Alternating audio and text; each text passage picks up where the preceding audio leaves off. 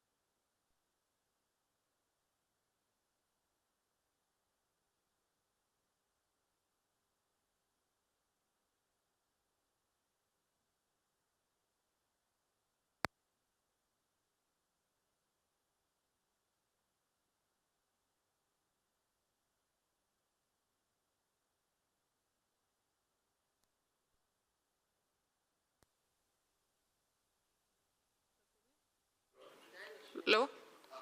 עכשיו שומעים. אוקיי.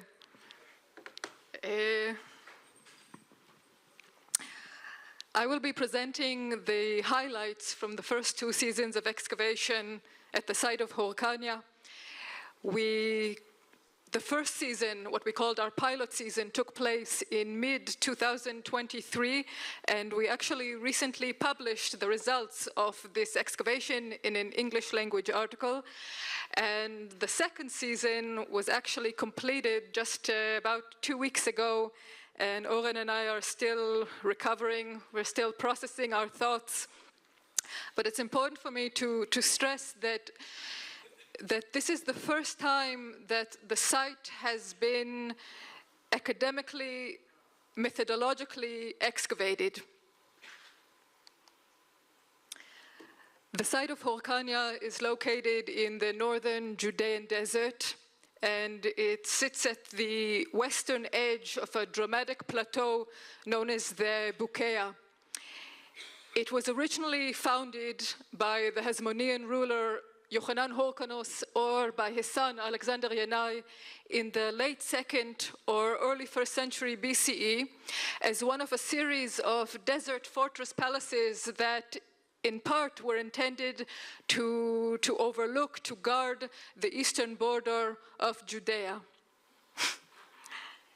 The exception is Michvar, the one exception on the other side of the Dead Sea.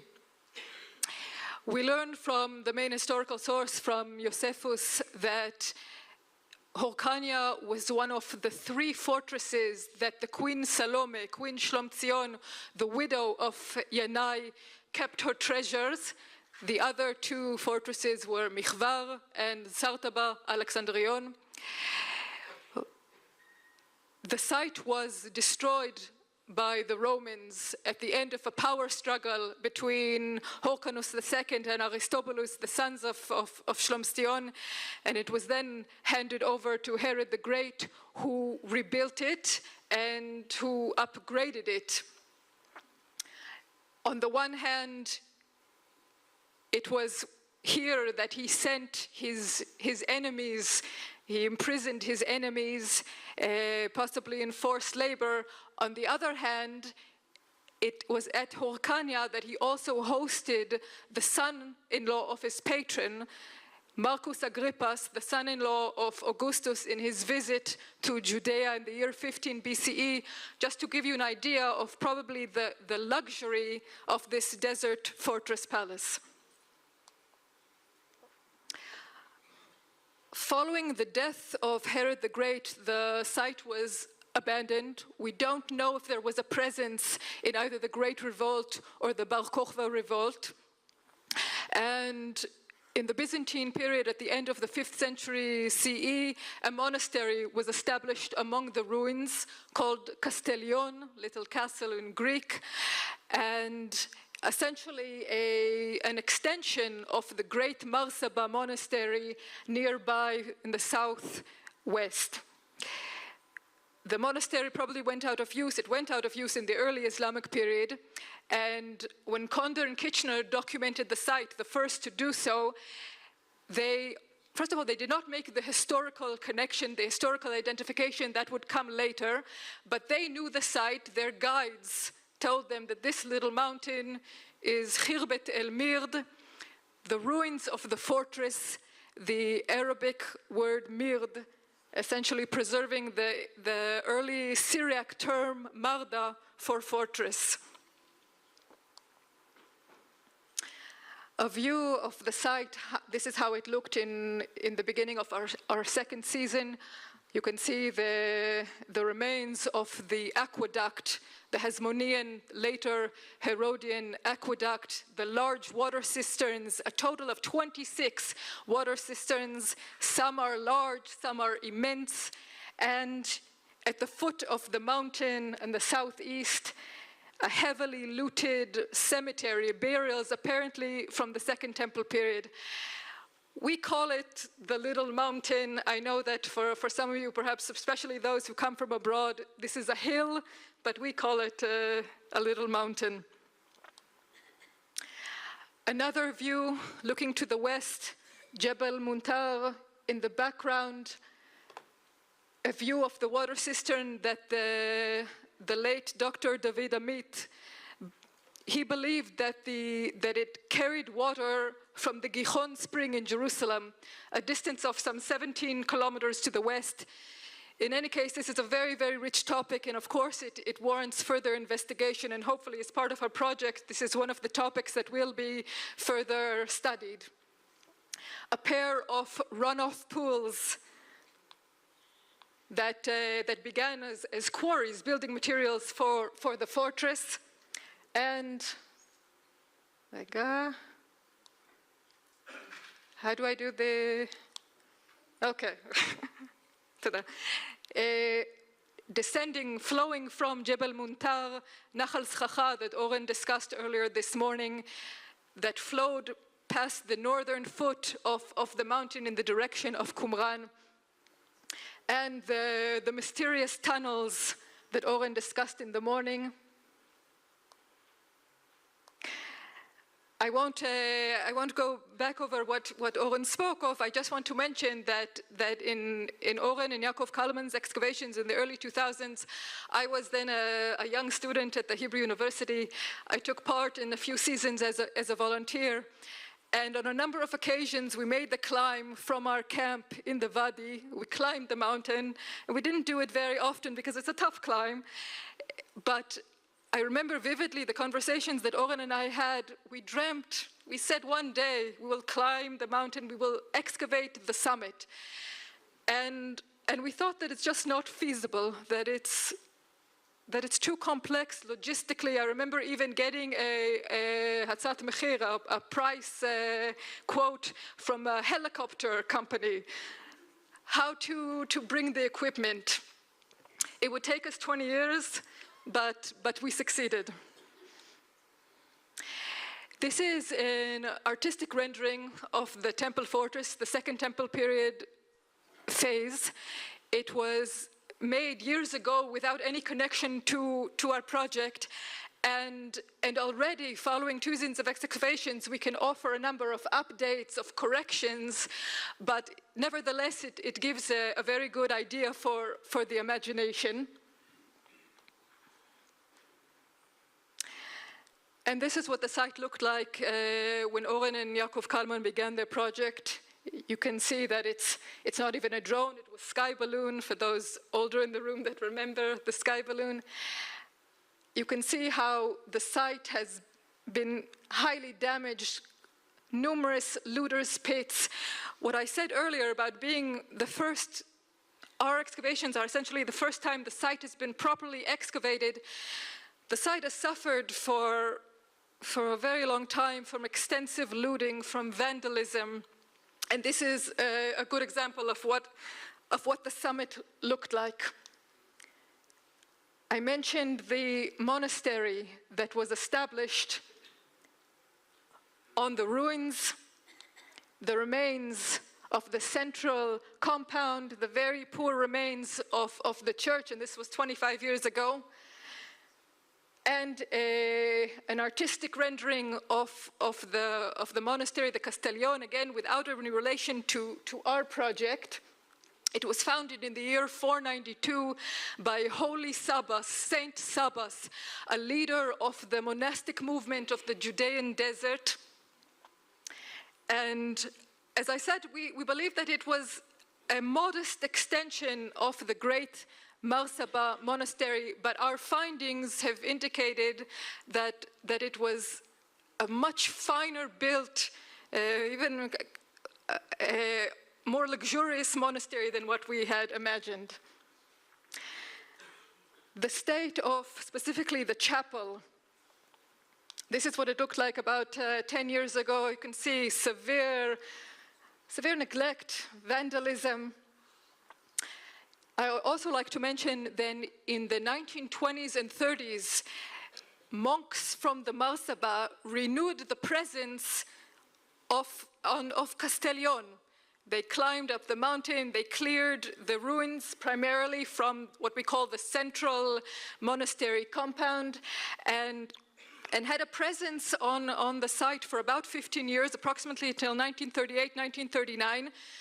They had to pack up and leave due to harassment from the local Bedouin.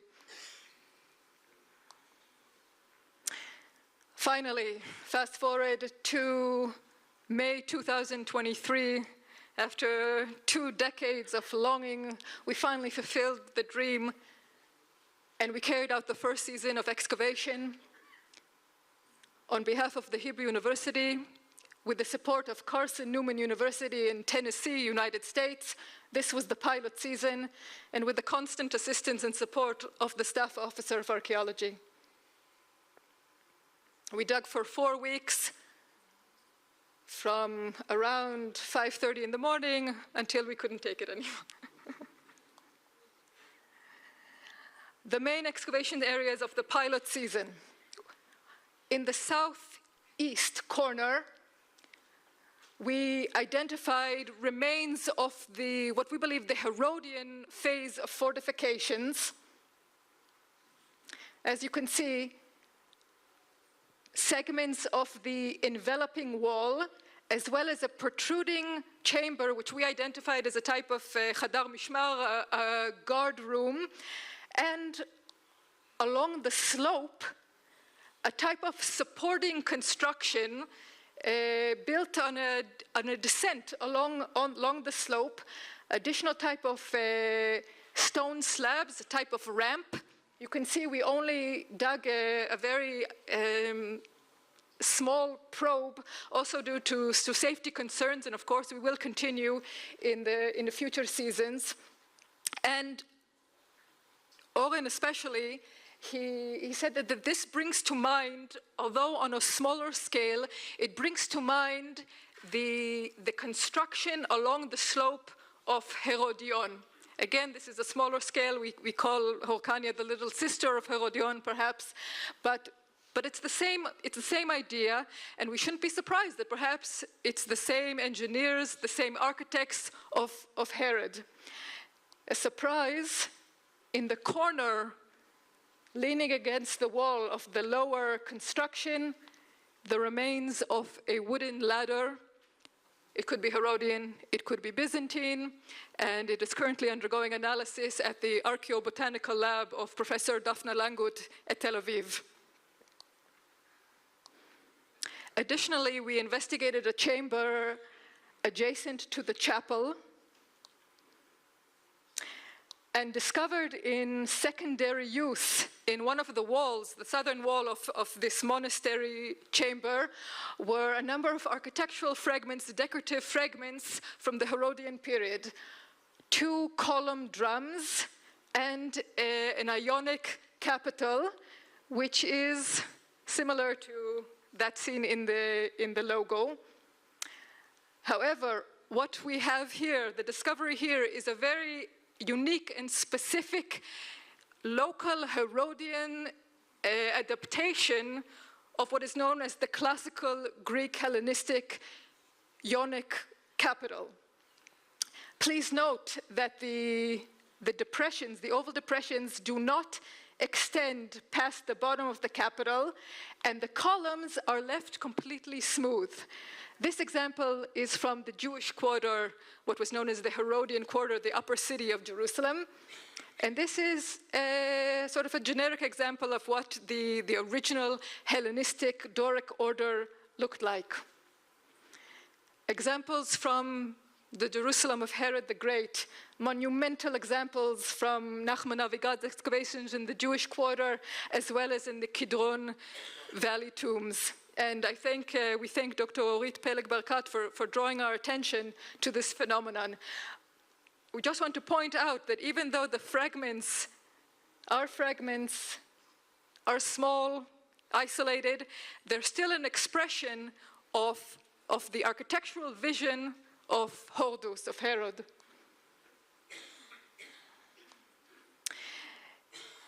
The third main excavation area in the first season was in the north. This is how it began, a massive collapse layer.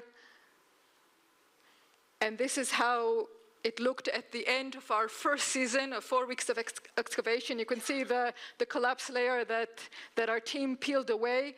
We uncovered an elongated hall with sets of pairs of piers along the walls that evidently supported an upper story. And all this collapse layer are the remains of their upper story that was in use. It's part of the monastery compound. It was in use from the Byzantine period until the early Islamic period. Discovered lying on the simple earth floor. At a later phase, in the early Islamic period, the whole was subdivided by crude partition walls into types of storage facilities, but we still call it a northern wing of the monastery compound. Discovered beneath the collapse layer fragments of beautiful architectural decorations. Here we see traces of blue paint and what was once a cross in the center of the medallion that was defaced, perhaps in the early Islamic period. Part of a monumental, okay. We discovered about 10 segments of this monumental opening, a type of archway. Again, we originally thought that the Castellion monastery was a small branch of the greater Malsaba.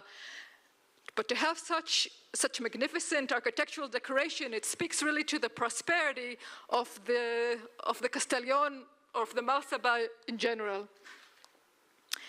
Addition in one of the small units, this is all beneath the collapse layer, a lovely child-sized ring in golden turquoise, inscribed with a small Kufic inscription that it's undergoing analysis, but it includes the word Allah. And in the early Islamic period, turquoise was quarried in Persia, and it reached the Judean desert. In the chamber, directly alongside it, again beneath the collapse layer, a fragment of a wall painting in Kufic script. This is floriated Kufic, which is slightly later than the Kufic of the ring, also undergoing analysis by Professor Robert Hoyland of NYU and Nitzan Amitai Price of the Hebrew University, we can already say that it includes a phrase taken from the Quran. So together with the ring, this inscription, we can point to an Islamic presence of some kind following the abandonment of the monastery, after the monastery had gone out of use in the very early 8th century. In the same elongated chamber, but past a simple partition between two piers and below graffito of a cross, we uncovered a building stone lying on the simple plaster floor in this area with 10 lines of painted Greek script. And I remember in the beginning of the excavation when we were still at the upper level, and Oren pointed to the cross and he said, it's going to be like Indiana Jones. We'll keep digging and there'll be something directly below the graffito, and this is the case, this is what it was. In 9 lines of Koine Greek script dated by Dr. Avner Eker to the 6th or 7th century CE, a paraphrase of Psalms 86, but instead of a prayer to David, O Lord, Jesus Christ, guard me, for I am poor and needy. The monk was familiar with the Psalms, but he made his own interpretation of the text. In the same chamber, in the same shade of red, another building stone painted by the monks. And finally, we reached season 2, which was launched in this past November. And this is season 2 of the excavation, but it's the launch of a collaboration, a long-term project with a staff officer of archaeology that will involve excavation, conservation, together with Dr. Avner Hillman of the Kamat and his team, and ultimately site development to develop this extraordinary little mountain as an attraction for the general public. This is what the site looked like at the end of our second season, photographed only a few weeks ago. Overlooking the bouquet to the north, you can see the progress that we made in the courtyard in the northern wing. A comparison again to the end of season 1. The courtyard, reconstructing the apse.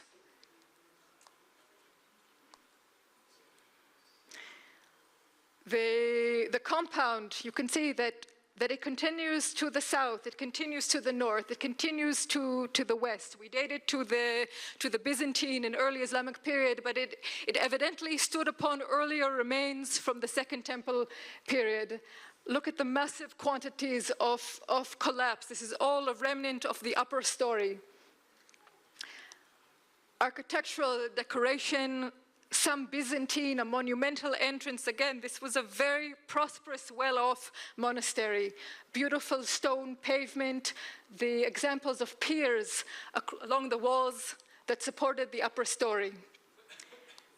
A view of the courtyard. We also continued in the southeastern corner, where we uncovered remains of the monastery, a lovely geometric motif, which also clearly lies above earlier walls, two walls built close together, slightly different orientations, clearly below the level of the mosaic floor from the Second Temple period phase of the fortress palace. This is the western wing of the central courtyard of the monastery. Again, the traces very highly damaged, but lovely, lovely mosaics. The stone pavement, you can see that the corrections were also made in the stone pavement, and this is why we believe that there is a possibility that the fine stone pavement is perhaps remnant of the Herodian phase. And in one of the chambers, a lovely, colorful medallion and the puppy, the model of our season, a beautiful medallion, obviously with an image, possibly an inscription in the center that was intentionally defaced, intentionally destroyed, evidently in the early Islamic period, which is also indicated by the latest pottery discovered directly on the floor, such as this multi-nozzle oil lamp. Beneath the courtyard, beneath the level of the stone pavement, a number of underground installations from, again, the Second Temple period. One example is this large water cistern. This is by no means the largest water cistern discovered at the site. And directly to its west, a lovely example of a vaulted ritual bath, a mikveh, with remnants of a huge column, a Herodian column. And in its later phase, possibly Byzantine, it was converted into a storage facility of some kind. And to conclude, we will conclude in the southwestern corner of the lower terrace. In the first season, our pilot season, we already identified, we noticed a type of perhaps a square-shaped tower, but we dated it to the first original phase of the fortress palace, the Hasmonean phase. And this is due to the headers and stretchers construction, Rashim vepatinim, and the prominent bosses, the Zimboltim, where a very striking example is from the Sartaba Alexandrion that Dvir, of course, will discuss in further detail. And we thought, okay, we have a guard tower from the Hasmonean phase, perhaps of Shlom Tzion's palace. But in season 2, we continue excavating. Okay. And we see that we are quite confident in our dating of the Hasmonean phase for the first phase of this structure, but it's much larger than we originally believed. The walls, in particular, the western wall is massive, almost 2 meters in thickness, and a pleasant surprise. A minute left. A small mikveh number 2, in the corner of this structure. In the collapse, the earth accumulation inside the mikveh, we uncovered dozens of fragments of lovely stucco ornamentation with a nearly identical example from the palatial mansion, a large, beautiful villa in the Jewish quarter, dated to the final days of the Second Temple period. This is where the wealthiest residents of Jerusalem, the elite of Jerusalem, resided. In addition, lovely examples of stucco that the parallels are also taken from the Jewish quarter. And 30 seconds left. I want to stress that, again, Horus hosted at Hyrcania the son-in-law of his patron, the Emperor Augustus. So we really have to take in mind the preparations that he made in honor of his royal guest. And perhaps some wall paintings were part of it. Lovely examples, really the height of ornamentation of the Second Temple period. To conclude, some zoology lessons of our season. And finally, we wish to express our deep appreciation for all that have taken part, all who are offering assistance and have dug with us and really recognize the immense potential of this site. And we look forward to season 2. Thank you.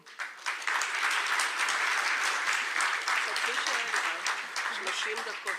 30? 30 דקות. Thank you. דיברת.